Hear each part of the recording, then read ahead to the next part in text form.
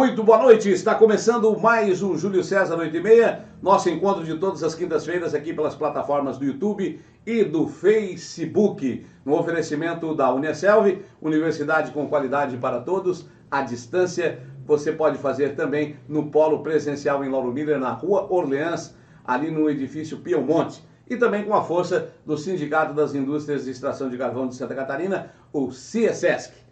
Hoje eu tenho o prazer e a honra de receber aqui no estúdio do Júlio César 8h30 o fisioterapeuta, o pai do Vitor e do Davi, Diego Cifuentes. Boa noite, Diego. Boa noite, Júlio. Obrigado por ter vindo. Eu que agradeço, né? Uma satisfação poder estar aqui para a gente conversar um pouquinho sobre a minha história, né? Vamos conhecer um pouco mais do Diego, uma pessoa que daqui a pouco vai contar para a gente como é que foi essa sua vinda para Lauro Miller, suas raízes com Lauro Miller, seus antepassados e principalmente, né, pelo trabalho que vem desenvolvendo junto à saúde aqui no município de Lauro Miller através da fisioterapia e também da educação física e tudo mais. Diego, o marido da nossa amiga Cris, um grande abraço para a Cris, boa noite para toda a família que estão aí nos acompanhando. Onde quer que você esteja, já aproveita, deixa o seu likezinho, deixa o seu joinha aí, inscreva-se no canal, deixe seus comentários e também dê a sua sugestão, quem é que você quer ver e ouvir aqui batendo um papo com o Júlio César às 8h30, todas as quintas-feiras. Deixe aí a sua sugestão, participe e também compartilhe no Facebook. Vamos diretamente ao assunto. Cifuentes. Um dia, quando eu fiquei conhecendo o Diego, esse sobrenome não me é estranho, mas ele não é de origem portuguesa, não é inglês, não é francês, depois fui descobrir espanhol, é isso, Diego? Exatamente. Cifuentes é sobrenome do meu avô, né? Domingos Yanes Cifuentes, era espanhol mesmo. Domingos? Domingos Yanes. Yanes? Yanes Cifuentes. Veio da Espanha. No navio ele acabou conhecendo a minha avó, que era descendente de portugueses, família Queluz, e os dois acabaram migrando aqui para a região, né? Pois é, já que você falou na sua voz, já vou também entrar, era a dona Avandrília Hungria de Queluz Cifuentes. Apesar de ser portuguesa, trazia consigo o nome de um outro país, a Hungria. Na verdade, Hungria, né? Hungria. O nome, a Avandrília Hungria era o nome dela, um nome bem diferente, né? Pois é, bastante raro, bem né? Diferente. E a minha avó, na verdade, era uma das filhas, se eu não me engano, acho que o meu bisavô tinha cerca aí de 17, 18 filhos. E ela, juntamente com as irmãs dela, vieram para a região sul. Eu tive a oportunidade de conhecer a minha avó, né? Ela faleceu, eu tinha 17 anos, com 95 anos ela faleceu. E ela me contou muitas histórias da época da imigração, né? E aí, na verdade, ela veio para a região juntamente com a irmã dela, que tinha 18 anos, ela tinha 17, para poder lecionar língua portuguesa para os descendentes, né, para os italianos, na verdade, que habitavam aqui a região. E ela, na época ela contou para mim que eles vieram de navio até Imbituba, e depois de Imbituba de trem até Uruçanga, e de Uruçanga a Beluno, que na época se chamava Beluno, né? Siderópolis, que hoje atualmente é Siderópolis, vieram de carro de boi. Nossa. E ela me contou todas essas histórias, assim. Eu era criança, eu lembro de muitas histórias que ela contava. E o teu avô veio da Espanha e acabou se localizando na região da Santa Clara, é isso? O meu avô, na verdade, ele veio para a região sul. A gente não sabe exatamente a história, mas assim, ele veio para trabalhar nas minas, mas acabou não trabalhando nas minas, acabou virando agricultor mesmo aqui na região. E a minha avó era professora, ele era agricultor. Mas ele acabou falecendo muito jovem. Ele faleceu de tuberculose com 45 anos. Na época os filhos eram todos pequenos, né? Ele tinha ali cerca de uns 10 filhos e eles eram pequenos quando ele faleceu. E aí a minha avó acabou, na verdade, saindo aqui do Guatá. Meu avô tinha a propriedade ali no Rio da Vaca. E a minha avó lecionava no Guatá e eles acabaram saindo, na verdade, daqui. E a minha avó acabou optando por morar próximo dos pais dela, que eram vivos, né, em Siderópolis. Beluno, né? Em Beluno, acabou indo para lá. Nova Beluno. Para o pessoal que não sabe, né, um pouquinho de história, né, toda essa região aqui colonizada por italianos, embora Lauro Miller pareça um nome alemão, ele não fazia parte da colonização porque o governo já sabia que aqui tinha carvão e deixou reservado, mas Treviso, né? Ali já temos aqui a localidadezinha que ainda pertence a Lauro Miller chamada Palermo, né? Tudo italiano. Nova Veneza e Nova Belluno. Belvedere. E Belvedere. E depois, assim, outras localidades pequenas. Depois foi na década de 80 que Siderópolis fez um plebiscito, né? Belluno, e fizeram uma mudança e uma homenagem à Cidade de Luz, à Cidade Estrela, né? E virou Siderópolis. Siderópolis, né? Isso, né? Eu acho que relacionado com a Companhia Siderúrgica Nacional. Uma homenagem à Companhia Siderúrgica Nacional. Exatamente, Né? Cidade da Siderúrgica. Isso. E tá lá na lei, tá? Eu fui pesquisar isso aí, tá lá na lei que a qualquer momento, qualquer cidadão pode pedir de novo um novo plebiscito para ver se quer voltar a ser Nova Belluno ou não, ou se quer que continue Siderópolis. Mas isso é uma outra história para a gente conversar no outro momento, porque hoje nós estamos conhecendo Diego Cifuentes, ele que é fisioterapeuta e está contando uma história muito bonita. Mas ele já falou da dona Vandrília, né, que era sua avó, né, mas não foi citado o principal, que ainda bem que ele não citou, porque eu vou fazer a pergunta. Uma das primeiras, se não a primeira professora do distrito de Guatá. Isso, eu até fiquei surpreso porque assim, eu sabia que a minha avó era uma das primeiras professoras no Guatá. Sim. Não sabia que ela era a primeira professora, fiquei sabendo há pouco tempo. Uhum. Ela contava pra gente que ela lecionou no Guatá, né? O meu pai na época, na verdade, tinha 7 anos, né? Quando o pai dele faleceu. E o meu pai conta até hoje as brincadeiras, as brincadeiras com bola que eles faziam ali na rua onde eles moravam aqui no Guatá. Né? E assim, ele tem alguns amigos ainda vivos aqui no Guatá e alguns foram embora, mas ele conta, ele tem boas lembranças dessa época.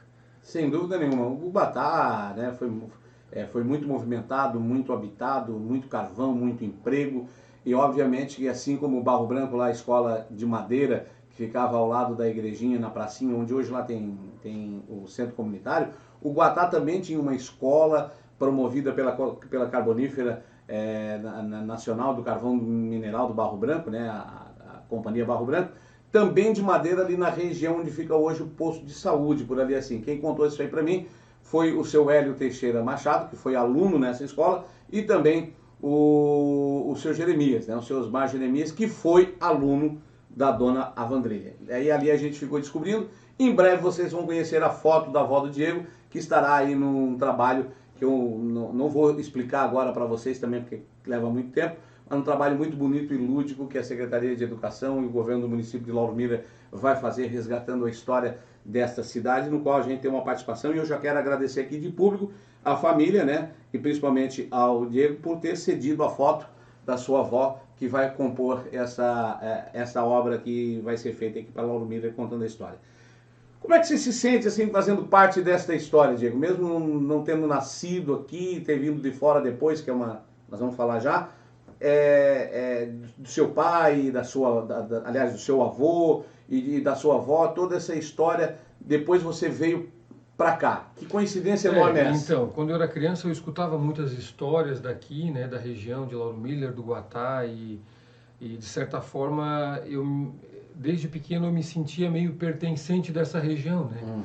Então, hoje ainda me sinto assim, né? Então, assim, meus avós moraram aqui, trabalharam aqui, então, de certa forma, eu faço parte dessa terra também, né? Sem dúvida nenhuma, né? Seus antepassados, isso parece que puxa, né? Exatamente. Você falou que ele veio para Santa Clara, né? O meu pai também veio da Santa Clara. Eu, quando passo ali, parece que tem algo que me atrai. Eu olho para aquela igrejinha à esquerda, ali em cima do morro, eu fico imaginando há 90 anos atrás, né, 80 anos atrás, o meu pai correndo, brincando ali, indo na catequese, indo na missa, né, naquela localidadezinha, parece que nos atrai, nos chama, né, quando a gente volta ao passado. Né? Exatamente. O meu pai, há uns anos atrás, quando eu vim para Lauro Miller, né, ele quis muito voltar para cá, para relembrar, na verdade, né, os locais onde ele brincava, onde ele costumava ir, a casa onde eles moravam. Hoje não existe a casa, mas o local, né? Fica mais ou menos onde ele veio. Tem ideia de onde eles brincavam? Fica naquela rua do mercado do seu Doneda? Doneda? Né? Isso, lá no fundo. Lá no fundo. Lá no final. Se eu não me engano, é rua em Maruí, se eu não me engano, lá no finalzinho. Lá. Ficava lá no finalzinho. Um lugarzinho bom, eu morava bem ali no Guatá, um lugarzinho mais calmo, mais tranquilo, bem legal. Eu gosto aquela região, quando eu passo ali no Guatá, hoje tem uma padaria lá, tem um mercado, todo calçadinho, tudo bonitinho. Legal, então, muito bom saber que você tem um passado. E daí, como é que o Diego veio parar em Lauro Miller? O que te trouxe a Lauro Miller? Então, na verdade, eu fiz a faculdade de fisioterapia, né, graduação em fisioterapia, terminei no ano de 2000, e no ano de 2001 eu comecei a prestar concursos públicos, e prestei vários concursos aqui para a região, e um deles foi para Lauro Miller. Não tinha muito conhecimento da cidade, assim, e acabei vindo mesmo por um teste, né? Era o primeiro emprego, né? Então, assim, eu acabei vindo para tentar ver se eu me adaptava na cidade. E para adquirir uma experiência. Para adquirir uma experiência, exatamente. E acabei ficando, né? E o tempo foi passando. Foi passando e acabei ficando. Tem mais de 20 anos já. 20 anos. Como passa tudo rápido. Mais de 20 anos. Você, nessa época, já conhecia a Cris ou a Cris foi tua namorada e vocês se conheceram e casaram aqui? Nós nos conhecemos aqui. Na verdade, eu cheguei aqui em 2001. Final de 2001, prestei o concurso e no dia 8 de março de 2002 eu comecei a trabalhar na Prefeitura Municipal como fisioterapeuta, né? Eu era o único fisioterapeuta aqui do município. E aí a Cris acabou logo em seguida chegando aqui, em 2003, finalzinho de 2000 ela chegou no início de 2003, ela em Lauro Miller, para trabalhar no Sindicato dos Mineiros. Ela mal tinha se formado, ela já tinha um emprego aqui. Porque naquela época também era bem difícil de conseguir dentista, né? E a Cris estava se formando em odontologia na Federal e ela já tinha um emprego aqui, porque a Juliana já trabalhava aqui. A Juliana acabou, na verdade, fazendo essa ligação entre o Sindicato dos Mineiros e a Cris. E como a Juliana já morava aqui, na verdade, na época acho que a Juliana morava em Orleans, mas depois veio para cá. A Juliana trabalhava no SESI, né? E aí a Cris acabou vindo trabalhar aqui. Nós nos conhecemos no antigo restaurante do Coan. Sim, aqui perto do Clube Cruz de Malta. Exatamente. Eu almoçava ali todos os dias. Que legal. Que bom. E a gente acabou se conhecendo ali. E no início nós nos tornamos amigos, né? E logo em seguida a gente começou a namorar. Bom, para quem não sabe, ele falou da Juliana. A Juliana já foi entrevistada aqui, foi uma das primeiras entrevistadas do nosso talk show, né? É cirurgiã dentista, assim como a Cris, esposa dele, também é cirurgiã dentista e irmã da Juliana. Ô Cris, você também não vai escapar de vir aqui bater um papo conosco e contar um pouco dessa história bonita. E daí vocês casaram, formaram família, e aí aquela ideia de vir só para adquirir experiência e depois voltar para uma cidade grande, se foi porque Lauro Miller é uma cidade boa de se viver, calma, tranquila e de criar os filhos com mais segurança, né? É exatamente isso. E aí o tempo foi passando, no início a gente era muito jovem, né? Sim. A nossa ideia no início, né, a cabeça do jovem é tentar ir para uma cidade maior, né? Voar. Tu quer ir para uma cidade maior, né? Claro. Todo jovem é assim, Todo né? jovem sonha assim. E a gente começou a namorar e aí a gente começou a criar vínculo com a cidade, com as pessoas em Lauro Miller nos receberam muito bem. E a Cris sempre gostou de trabalhar aqui, eu também gostei muito de trabalhar em Lauro Miller. Na época eu tive também, no início da minha carreira, tive a oportunidade de trabalhar em Treviso também, na época que não existia asfalto, né? Trabalhei 3 anos e meio em Treviso e depois eu fui obrigado a optar entre Treviso e Unibave. Aí você estava morando em Siderópolis? Não, sempre morei aqui, desde o início. Não, mas quando era solteiro? Quando passou no concurso, saiu de Siderópolis para vir para cá. Isso, já morava aqui, certo. Exatamente. Você é formado pela Univale, lá na sede, lá em Itajaí ou em algum campus? Lá no campus principal. Né? Isso, no Universidade do Vale do Itajaí, né? Vale do Itajaí, uma conceituadíssima universidade. Na época existia fisioterapia só em 3 universidades, né? Em Santa Catarina, que era a Univale, a FURB em Blumenau, e a UDESC em Florianópolis, né? Sim. E a UDESC, na verdade, na época, a concorrência era muito grande. Quem concorria para a medicina na Federal fazia fisioterapia para a UDESC. Porque se não passasse na medicina na Federal, estava garantido ali na UDESC. Então a concorrência era muito grande. Então eu lembro que na época, assim, eu estudava, teve um ano que eu estudei muito, assim, né? E o conceito da UDESC é muito bom, né? O conceito da UDESC. Conceito bom. E na época também o Univale e a FURB eram concorridos, né? Muito concorridos, assim. E como tinham poucas instituições, a gente tinha que estudar mesmo. E daí você, quando veio para cá, também recebeu uma oportunidade de entrar para o corpo docente da Unibab. Isso, e aí logo em seguida, ali 2004, 2005, 2006, eu trabalhei em Treviso, a Prefeitura de Treviso acabou me chamando e eu acabei aceitando esse desafio de enfrentar a estrada de chão, né, naquela época... Estava em obras? Estava construindo? Ainda não? Nem obras não tinha. Era ali por dentro, ali pelo Rio Dória. Exatamente, era uma estrada muito ruim e eu acho que um dos fatores que me fez desistir de trabalhar no Treviso foi a estrada. Eu consegui, na verdade, trabalhar lá durante 3 anos e meio e aí depois apareceu a oportunidade de trabalhar no Unibab, mas antes do Unibab ainda eu trabalhei no CEPROV, que era o curso técnico de enfermagem, né? E aí, que tinha em Orleans na época, acho que hoje ainda existe. E aí eu acabei sendo convidado para trabalhar no curso técnico de enfermagem do CEPROV em Orleans, e depois, logo em seguida, o Unibab já me chamou para trabalhar no curso de enfermagem, como professor, né? E aí logo em seguida abri o curso de Educação Física e hoje eu continuo trabalhando no curso de Educação Física do Unibab já há mais de 15 anos, na verdade. E depois, logo, mais uns 2, 3 anos, depois 4, saiu o asfalto, né? Daí você já não estava mais lá. Eu já não estava mais lá, exatamente. Pois aí tive que optar, né? Teve que fazer uma opção. Tive que optar. Que bom que optou por Lauro Miller. Então hoje, você, com esse vínculo do passado que você falou, da dona Vandrília, do seu avô, do seu pai lá no Guatá, e com a sua vinda depois, você já se sente um lauromilense da Gema? Já sou um cidadão lauromilense, né? Já tenho até a certidão. Tem a certidão, né? Já tenho até a certidão, fico muito feliz e assim, realmente me sinto mais lauromilense, porque eu morei 18 anos em Siderópolis, né? Certo. Com 19 anos eu fui para Itajaí e fiquei até os 22 anos em Itajaí, estudando, trabalhando lá, e depois voltei para cá e logo em seguida comecei a trabalhar em Lauro Miller. Então eu já estou em Lauro Miller há mais de 20 anos, né? Então já é mais lauromilense do que qualquer outra coisa. Mais lauromilense. Que legal, que bom. O Diego teve uma experiência muito, muito grande e ele me dizia que foi o primeiro a entrar e o último a sair no governo Fabrício Cusmin Alves de 2013 a 2016. Como é que foi essa experiência de trabalhar como diretor do Hospital Henrique Lage? Então, foi uma experiência, acho que inesquecível, né? Assim, desafio. Foi um desafio muito grande. Eu não tinha experiência com a parte administrativa, né? Confesso que na época eu não tinha. Para mim foi até uma surpresa quando o prefeito, na época o Fabrício, me convidou. E eu acertei o desafio, né? Eu disse assim, não, quem sabe eu posso contribuir de alguma forma, né? Claro. E aí nesse início da gestão, logo em seguida eu já comecei a estudar a gestão hospitalar e comecei a me envolver muito com os hospitais da região. E digo assim, Júlio, assim, que com várias pessoas que eu converso e comento, eu fiz uma imersão muito grande em gestão hospitalar nesses 4 anos. Eu acho que eu nunca estudei tanto na minha vida quanto durante esse período.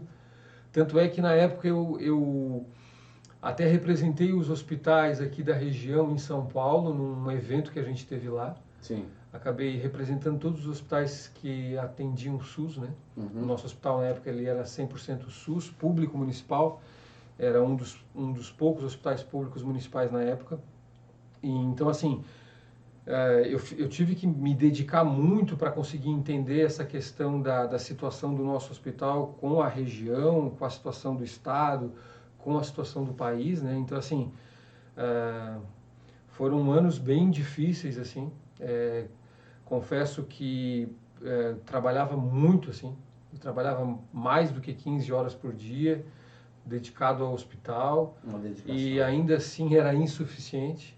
E assim, era uma gestão que eu praticamente eu estava sozinho na gestão, né? Eu tinha que fazer praticamente tudo passava por mim, né? Então, assim, foi um desafio bem grande. E isso você foi buscando a parte administrativa na prática, porque a sua formação era em fisioterapia, você teve que, ao mesmo tempo que estava trabalhando e praticando, você tinha que buscar também determinados conhecimentos que não é fácil quando a gente não é do ramo, né? Exatamente. Assim, os profissionais da área da saúde, né, o médico, o enfermeiro, o fisioterapeuta, o nutricionista, a gente tem na graduação algumas disciplinas ligadas à gestão, à administração, mas não é nada tão intenso assim como passar por uma gestão mesmo. Ou né? gestão hospitalar ou administrador geral, né? Exatamente. Então, assim, foi um desafio grande, mas assim, confesso que eu me saí bem, assim. Não é porque estou na sua presença, né? É óbvio que 100% nunca ninguém vai ser, porque É. a saúde e a parte administrativa, meu amigo, você pode ter certeza. E Itamar Cassiatori, ex-prefeito de Lauro Miller, sempre dizia, eu sempre comparo a parte administrativa e da prefeitura, hospital e estradas e tudo mais, como uma dona de casa, né, que tem uma filharada, né? Ela arruma tudo de manhã, arruma as camas, né, faz todo o trabalho da casa e chega de noite, todo mundo esculhamba tudo de novo, no outro dia tudo outra vez. Então é uma coisa que nunca para, né? Exatamente, o hospital Nunca para, né? na verdade é uma rotina assim exaustiva, Exaustivo. Nunca tem fim, tu tá sempre trabalhando E às vezes tu faz bonito, legal aqui durante o período, daqui a pouco acontece uma coisinha ali, todo mundo já quer te crucificar e achar que tu é o pior gestor do mundo, né? Na época, assim, eu lembro que vou te dar um exemplo, né? Eu resolvia 10 problemas, aí tinha um que eu não conseguia resolver, então... Pagava pelos outros. Pagava por aquele ali. Então, assim, foi bem desafiador mesmo. Foi muito desafiador. Mas valeu a pena, o município atravessou esse período. Vocês também tiveram momentos gloriosos. Eu não te perguntei o que você foi fazer em São Paulo, mas imagino que foi um momento em que o município de Lauro Miller teve boas práticas e recebeu até alguma condecoração com relação à qualificação da gestão. Isso, né?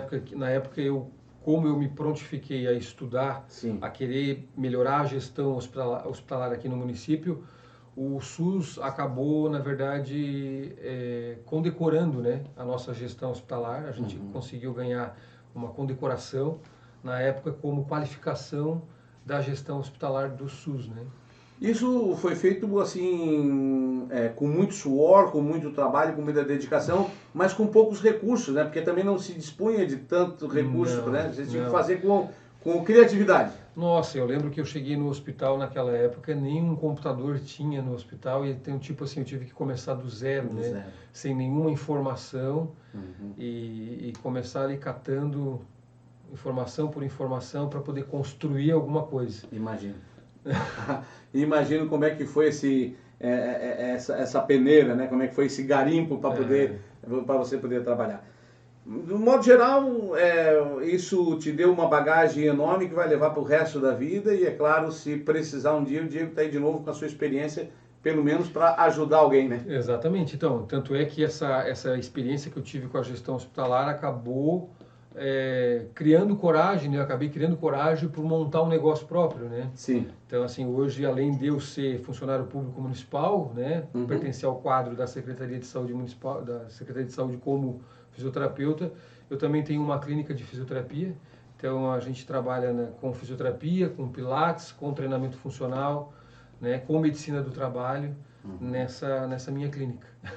E essa profissão, explica rapidamente para nós, a fisioterapia, ela, desculpa a ignorância, né, no verdadeiro sentido da palavra, ela existe há muitos e muitos e muitos anos ou ela é uma função nova, derivado da medicina e da enfermagem, que se viu a necessidade de uma adaptação? Porque, assim, ó, nos meus 50 e poucos anos, quando eu era pequeno, não se ouvia falar em fisioterapeuta, se ouviu falar de uns tempos, né, para cá. Ela é nova, então?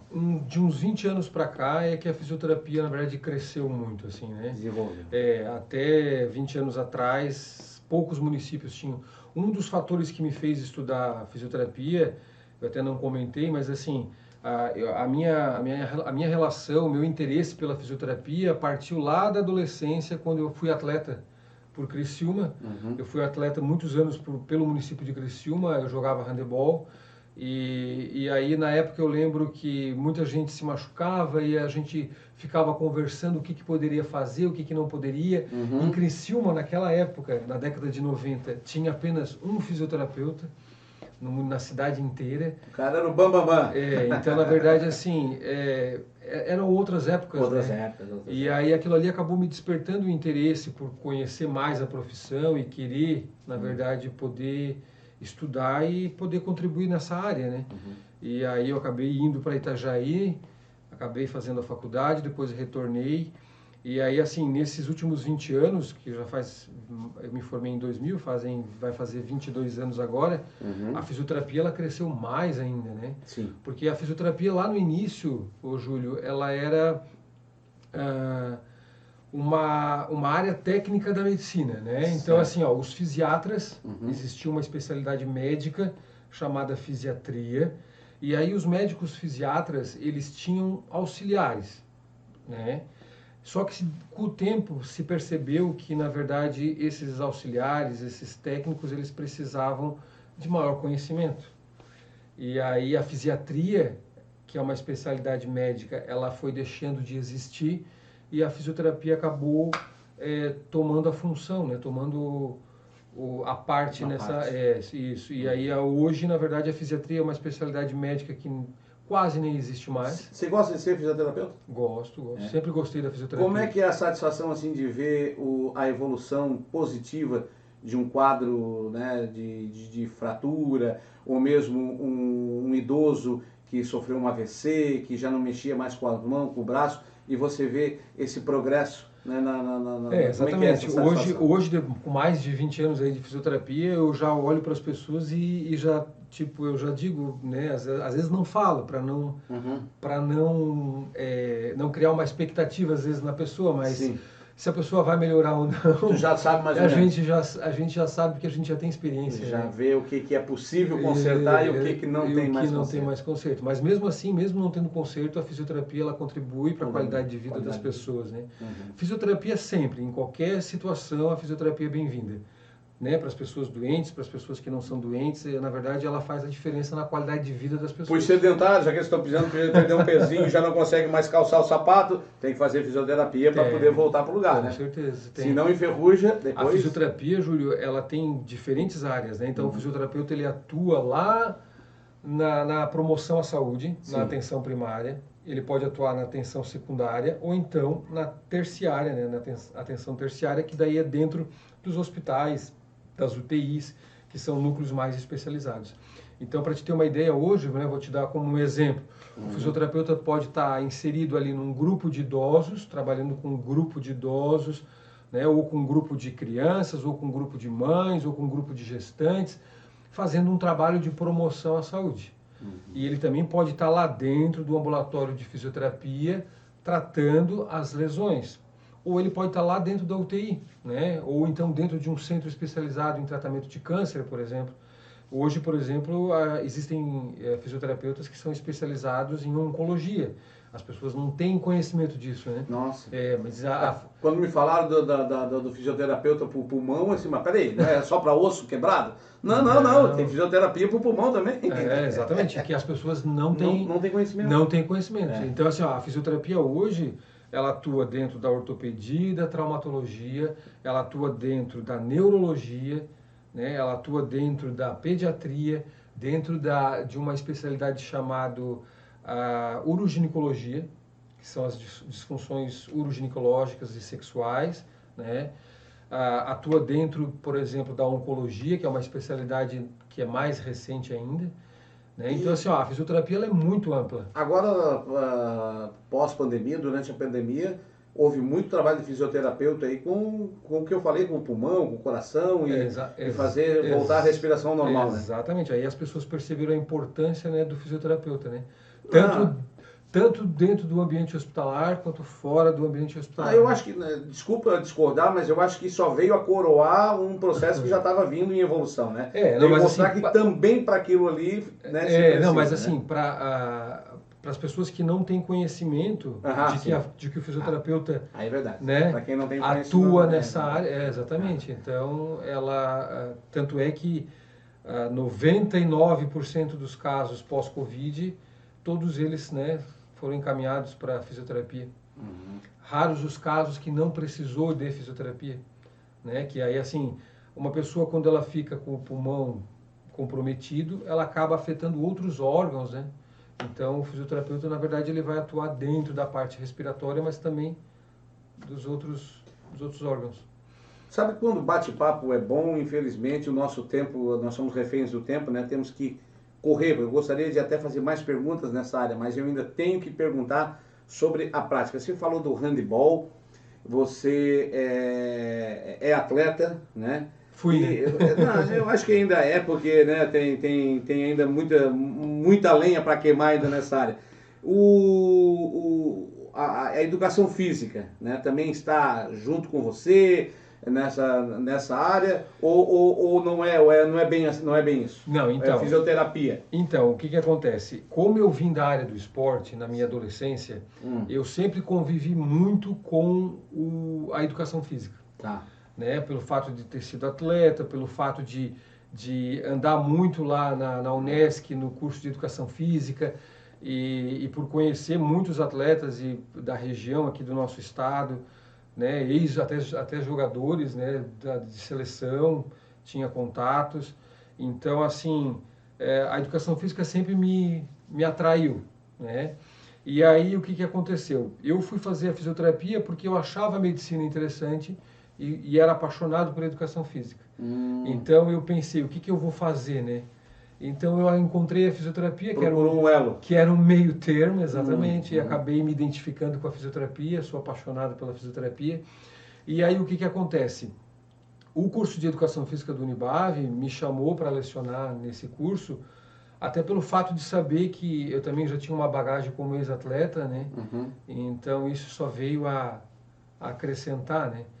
E hoje, na verdade, eu faço um trabalho, né? Atualmente, já faz alguns anos, eu faço um trabalho aqui em Lauro Miller, que é ensinar os meninos a jogar handebol, né? Meus adolescentes aqui, meninos de 12, 13, 14, 15 anos. Era isso que eu ia te perguntar. Isso tem alguma coisa a ver com a fisioterapia? Ali desses meninos tem alguém que sofreu uma fratura e você consegue enxergar ali a evolução, ver se está funcionando aquilo que você aplica, se está voltando ao normal, a forma de andar, a forma de caminhar, a forma de arremessar uma bola, utiliza isso como feedback? Então, eu não faço essa separação entre a fisioterapia e o esporte, até porque existe o fisioterapeuta desportivo, né? Tá. Que é o fisioterapeuta que trabalha dentro do esporte, que é o especialista daquela modalidade. Tá. Tanto é que o fisioterapeuta que trabalha com futebol, ele só consegue trabalhar com futebol, ele não consegue trabalhar com basquete. Então, assim, ele é tão especializado... Voltado para os membros inferiores, para as pernas. Era tão especializado naquilo ali que o tratamento é diferente, porque, assim, o gesto motor que o esporte exige é diferente, né? Então, mas dá para se tirar ainda não está caminhando legal, ainda não está correndo legal, dá para ver, né? Sim, com certeza. Mas, assim, esse trabalho que eu faço aqui, exatamente em Lauro Miller... Lógico, pelo fato de ser fisioterapeuta no município, com certeza eu tenho esse olhar relacionado com as lesões. Tá. Mas além desse olhar, eu também trabalho a parte técnica, né? Certo. Então, assim, mas nós já temos um time de handebol aqui em Lauro Miller? Temos. Se precisar ir a CME disputar alguma coisinha aqui na região, já temos um time? Isso, esse final de semana agora eu levei eles para jogar um amistoso em Criciúma. Opa. E o nosso time sub-14 ganhou de Criciúma. Acabou ganhou de Criciúma pela primeira vez na história. Que bom, cara. Representando, vestindo a camisa da CME de Lauro Miller. Isso, e o Sub-16 também jogou. E agora, esse ano, eu pretendo levar eles. É o meu desejo. Eu acredito que eu vou ter o apoio do município. O meu desejo é levar eles para os Jogos Estudantis, a Olimpíada Estudantil, que é a OLESC, né? OLESC. Isso. Importante. Que é bem importante. Que eu acho que é uma fase, Júlio, assim como foi para mim... Eu acho que é uma fase que marca muito, né? Então, assim, eu percebo, assim, que as crianças em Lauro Miller, os adolescentes em Lauro Miller, eles precisam disso. Precisam. Muito. Precisam de esporte, de cultura, de educação, de lazer. De música. As crianças precisam disso, exatamente. E me diz uma coisa, tem muitos adeptos? Ou tem que catar um aqui e outro lá? No início eu tinha muita dificuldade, porque assim, eu convidava as crianças e as crianças, mas eu não sei jogar. Eu disse, não, mas tu vai vir que eu vou te ensinar. Tu vai aprender. Porque o que acontece? Infelizmente as escolas, Júlio, elas perderam um pouco... Na minha época se jogava. Se jogava, exatamente. E fazia um esquema tático no dia de chuva dentro da sala de aula. Sim. E depois saudosa, as duas, infelizmente, a partir Dona Loló e a esposa do Getúlio, né, a Carmen, eram nossas professoras e elas ensinavam, posicionavam nós na quadra, ensinavam fundamentos do handebol. Né? e depois tinha o período do basquete, e depois tinha o período do atletismo. Então, né, eram ciclos, né, cada semestre uma modalidade. Exatamente. E eu não sei, desculpe aqui os professores de educação física atuais, eu não sei se isso ainda continua nos dias de hoje. A educação física ela mudou um pouco, Mudou, né? né? Ela acabou mudando um pouco, ela saiu dessa área tecnicista, Certo. e ela acabou migrando para uma área que envolve mais a questão relacionada a resoluções de problemas, né? Então, é diferente da nossa época, né? Da tua época, da minha época. Não é mais o físico, então? A parte técnica é menos, né? É menos ainda. Então, eu percebi assim que os alunos aqui, os que na verdade já estão comigo há alguns anos, Isso, voltando lá. eles são apaixonados, Estão né, gostando? pelo handebol. Porque eles país do futebol, jogar bola com a mão não exatamente. uma coisa. Mas, ô, Júlio, a gente né? só gosta daquilo que a gente conhece, né? Exato. Aquilo que a gente não conhece não tem como gostar. Exato. Né? É igual o americano, apaixonado pelo futebol americano deles, porque não conheciam o nosso futebol com os pés, né? A partir do momento que eles começaram a assistir, a ver com o Cosmos, com o Pelé e tudo mais, eles começaram a se apaixonar pelo futebol. Exatamente. E a mesma coisa o futebol americano, se trouxer para cá, o pessoal vai pegar e vai gostar também, porque é um jogo legal. Exatamente. Eu até tenho dois sobrinhos que um mora em Curitiba e o outro mora em Florianópolis, eles jogam futebol americano. É mesmo? Jogam futebol americano, já treinam há bastante tempo. E em Santa Catarina tem futebol americano. Mas voltando a falar do handebol, vamos ao handebol. Eu tive uma professora na minha escola pública, no ensino fundamental 1 e 2, que ela foi atleta de handebol, inclusive da seleção brasileira. E aí, na verdade, eu aprendi o handebol na minha escola. A gente jogava muito handebol, então isso aí, na verdade, acabou me direcionando, né, para a prática desse esporte. E eu lembro que na época eu era o único menino de Siderópolis a jogar por Criciúma. Não tinha apoio em Siderópolis? Em Siderópolis não tinha time de handebol. Então eu resolvi, na verdade, encarar esse desafio, né? Sim. Encarar esse desafio e trazer esse esporte para o município, porque eu acho que Lauro Miller merece, né, Júlio? Merece. Lauro Miller merece o que é bom. Acho que assim, a gente tem que... eu tenho aqui em Lauro Miller, por exemplo, a minha clínica, eu trabalho no município, né? A minha esposa tem o consultório odontológico dela aqui. A gente trabalha para o município, a gente quer ver o município cada vez melhor, né? Então, assim, fora esses nossos trabalhos, né? A minha esposa também se dedica ao grupo de escoteiros, Serra do Rio do Rastro. Eu faço parte da Associação Amigos do Hospital. Então, assim, de uma certa forma, Júlio, a gente quer ver o município ir para frente. Ver o município para frente. E que sirva de exemplo, né, para outros casais novos que estão chegando aí. Olha, a vida não é só trabalho e dinheiro, não. A vida também é vivê-la em plenitude. Diego, o relógio está infelizmente nos mandando embora. Eu sempre digo aqui que o bate-papo, quando é bom, o tempo é curto, né? E tu vai ficar convidado para vir numa próxima oportunidade, para a gente continuar essa conversa. Tem muita coisa que ficou para trás. Agradecer imensamente por ter, depois de um dia de trabalho, né, se disponibilizado a vir até aqui para nos conceder essa entrevista. Fica as considerações finais, o microfone é à tua disposição. Se eu não te perguntei alguma coisa que você acha relevante falar, fica à vontade. Tá joia. Eu que agradeço, então, né, Júlio? Assim, é uma oportunidade, acho que importante a gente falar um pouquinho sobre o nosso trabalho, né? Muitas vezes a gente, na correria do dia a dia, não consegue atingir algumas pessoas, né? Às vezes as pessoas olham para a gente e não sabem exatamente o que ele faz, né? O que ele participa do que no município, né? Está envolvido com o que. Então, acho que é importante a gente falar sobre os nossos trabalhos, né? Sobre os nossos projetos. Eu, na verdade, falo muito para os meus filhos, olha, a gente tem que... Se a gente quer ver a coisa acontecer aqui na nossa cidade, a gente tem que fazer. Ninguém vai vir fazer, não. Olha, um Diego para vir de fora, uma Cris para vir de fora, são peças e joias raras, viu, Lauromilenses? É nós que temos que arregaçar as mangas e fazer, porque não é todo mundo que vai vir de fora e dizer, ó, vocês aí de Lauro Miller, estão precisando de alguma coisa, vocês querem alguma coisa? Isso praticamente não existe. Diego, muito obrigado por ter vindo, um grande abraço na Cris, né? O Vitor e o Davi, vai ficar lá no YouTube, tá? Para a posteridade, né? Para vocês assistir um dia o pai de vocês nessa entrevista conosco aqui. Diego, mais uma vez, muito obrigado, uma boa noite e até a próxima. Boa noite. Obrigado.